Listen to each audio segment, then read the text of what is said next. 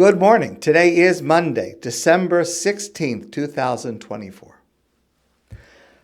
I'm catching up and I'm 2 weeks behind, so allow me to share something on the Torah portion of 2 weeks ago, the Parsha VaYeitzei, which I think is very, very important for every single one of us to appreciate. So remember, Yaakov had run away to the home of Lavan, his uncle. He married first Leah and then Rachel, a total of 4 wives. He had a total of 12 sons and 1 daughter. He'd been there for 20 years. Vayomer Hashem el Yaakov. And God says to Yaakov, Shuv el eretz avosecha ulemoladetecha ve'eyeh imach. It's time for you to go back. It's time for you to return. Remember, 20 years earlier, when Yaakov left home, Hashem said that I will be with you and you will come back. And now, 20 years later, Hashem is saying to Yaakov, it's time to come back. Come back to Israel, ve'eyeh imach, and I will be with you. Vayishlach Yaakov vayikra l'Rachel v'Leah. So Yaakov sent for his 2 wives, Rachel and Leah, to tell them of the news.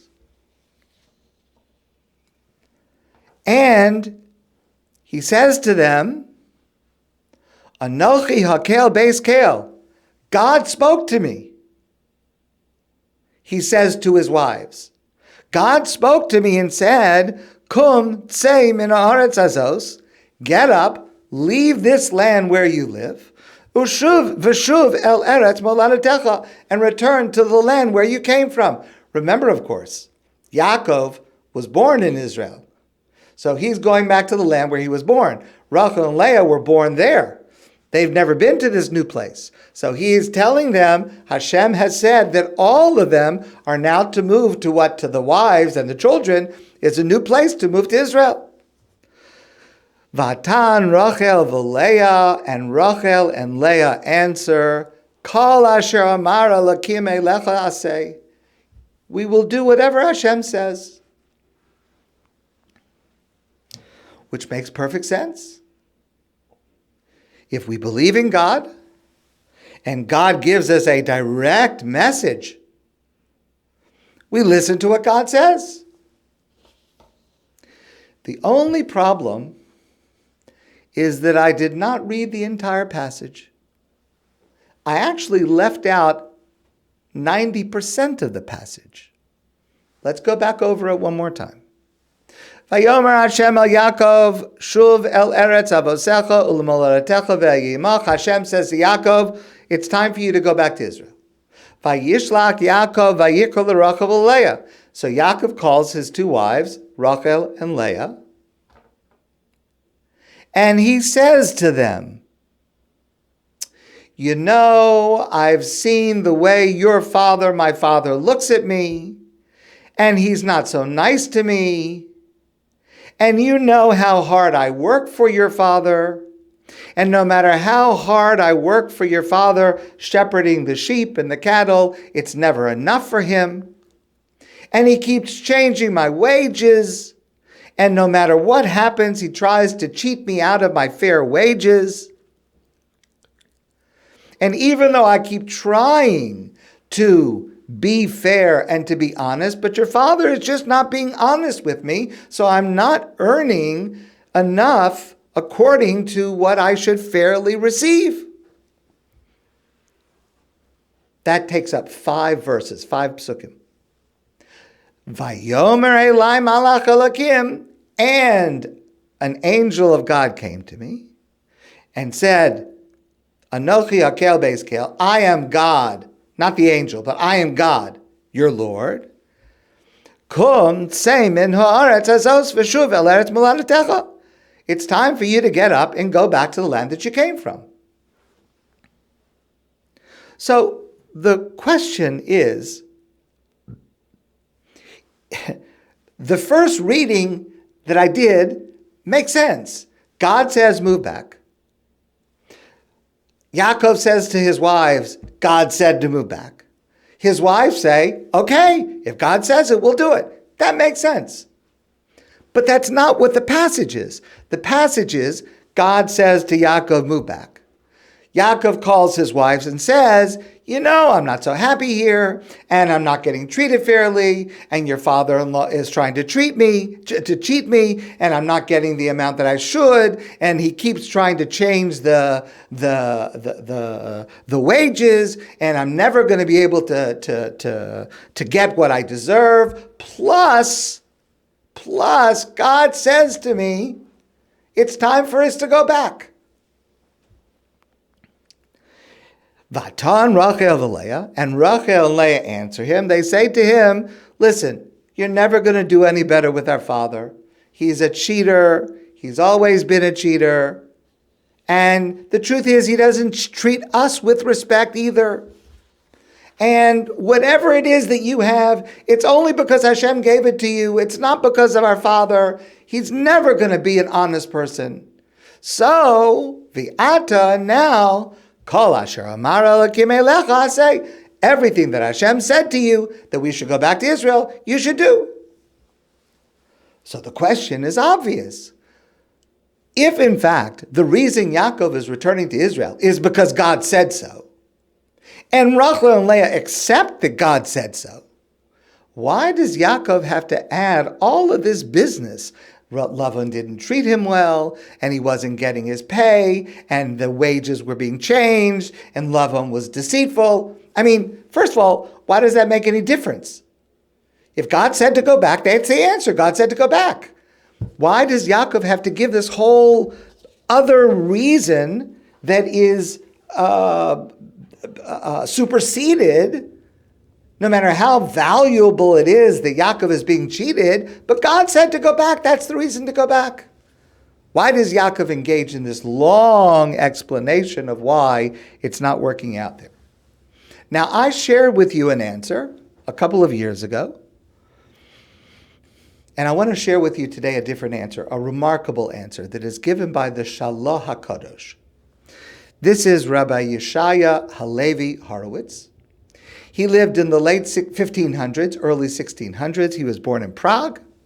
He was later a rabbi in Yerushalayim, and later still he was a rabbi in Tzfat. So he was part of the Kabbalistic environment in Tzfat in the early 1600s. His most famous work is called Shnei Luchos Habris, the two tablets of the covenant. And he is known by the acronym of that work, Shaloh, the Shaloh HaKadosh, the Holy Shaloh. And he asked this question. Why didn't Yaakov just say, Holy Rebbitzins, Rachel and Leah? Hashem said to go back, so let's go back. So please listen carefully to the words that Rav Horowitz writes, because this is a lesson that is applicable to every single one of us on a regular basis.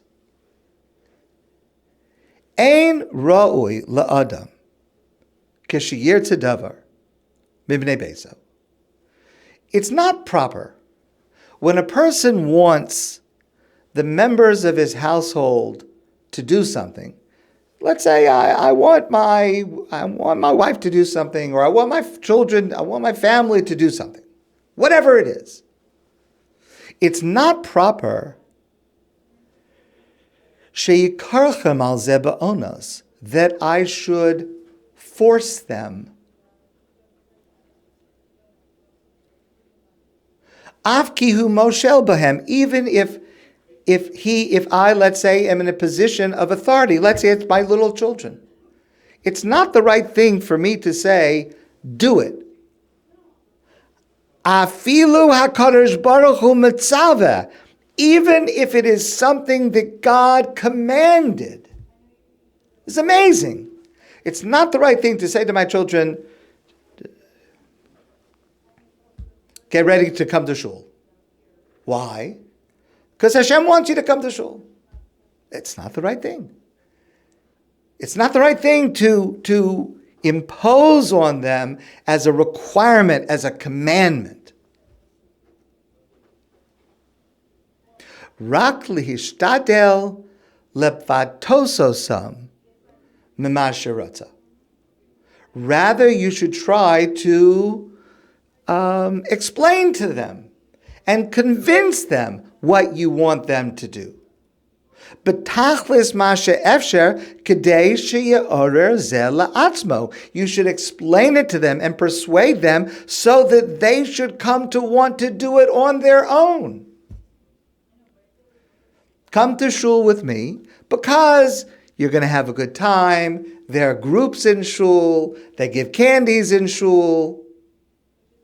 I enjoy walking with you. It gives me a lot of pleasure to walk with you to shul. Come to shul. We'll have a good time.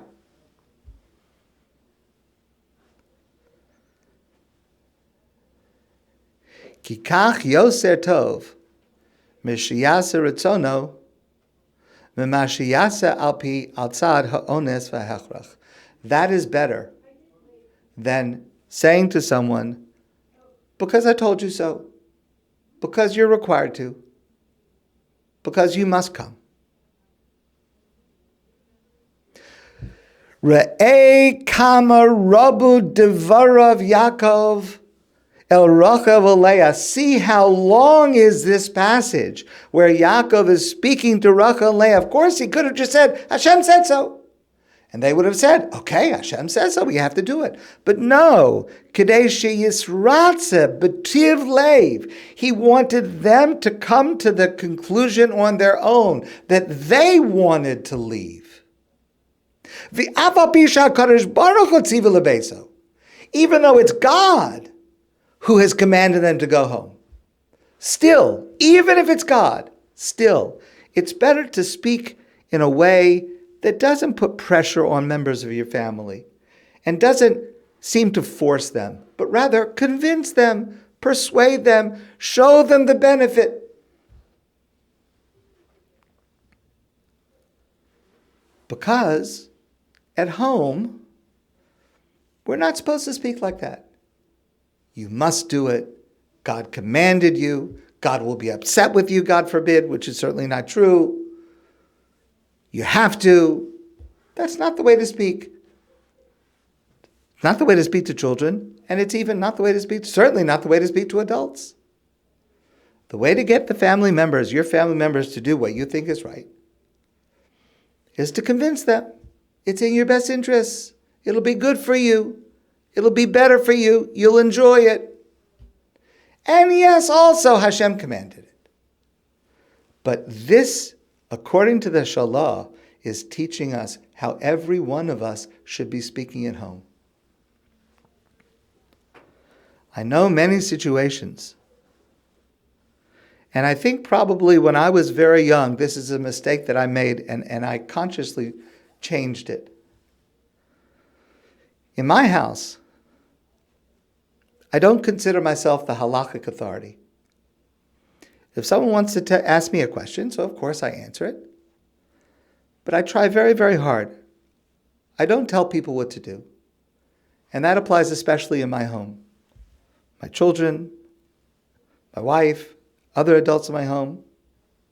If there's something that I want, I try to point out, I'm not always successful at this. I'm not pretending to be perfect in this, but I try. I think it'd be best this way. I think you'll enjoy it this way. I think it will work out best for you this way. This is the proper way to speak at home. Even if it's something that God has commanded, it's better if others come to agree to it on their own. That's a level of respect, and it's a level of how we speak in our homes that we learn from this passage that the Shaloh of Horowitz is teaching us. This is how we should act at home. My friends, I wish you a great day, and I look forward to seeing you soon in person.